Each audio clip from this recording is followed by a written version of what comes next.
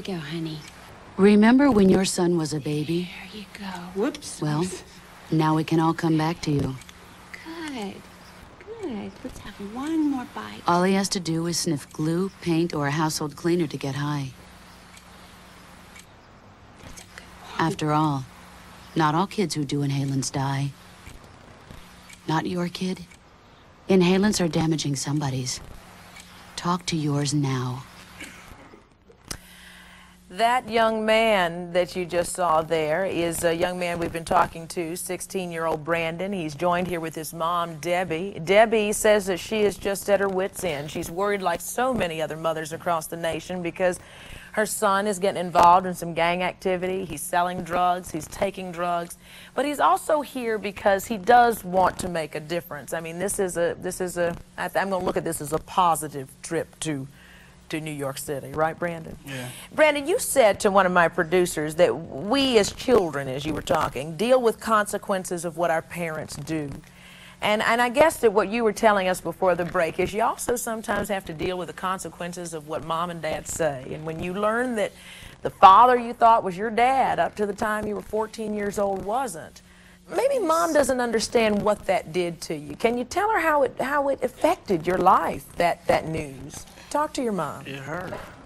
It's because all those years, you could have raised me telling me that I had another dad, you know, or you could have just waited longer. If you waited longer, it would have hurt more. So you should have just raised me telling me that instead of letting me thinking this whole time.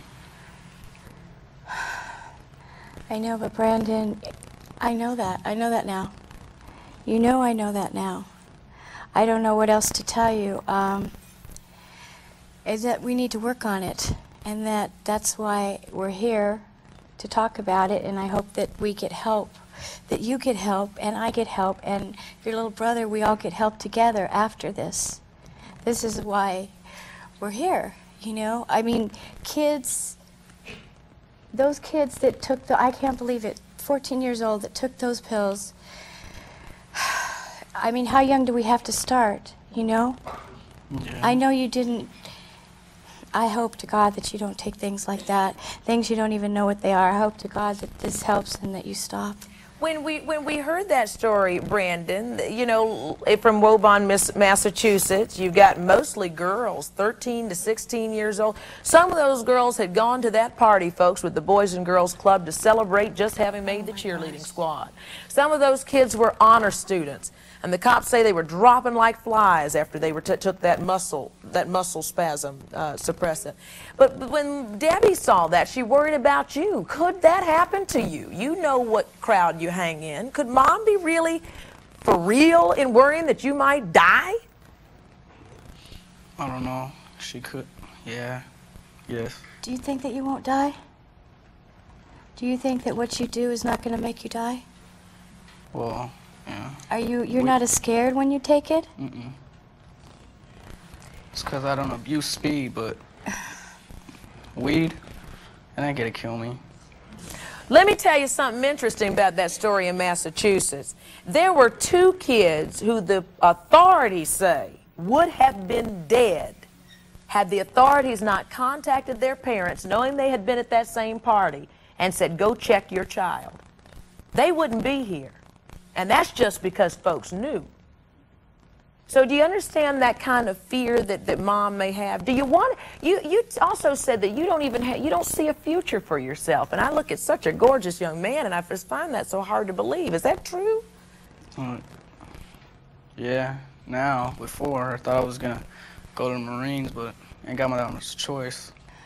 You know, he's talking about because he doesn't have an education. Brandon, it's never too late to get an education. I've got 60-year-old friends who just finished college.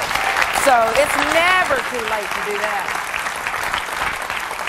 Brandon, a little later in this show, you're going to meet two good friends of mine who I met who were sitting in the very position that you're in, sitting next to some relative who said, I am so concerned I'm going to be burying this loved one 6 feet under.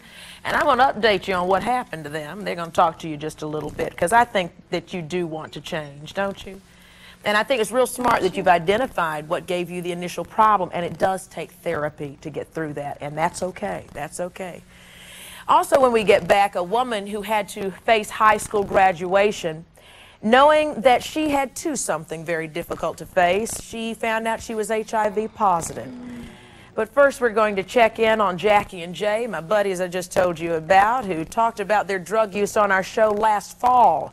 We're going to catch up with them and see how life has changed and what better decisions they may be making right after this. Guess what kinds of drugs you're doing, first of all, so we get an idea of... Right now, probably meth, glass, Special K, ecstasy, pot.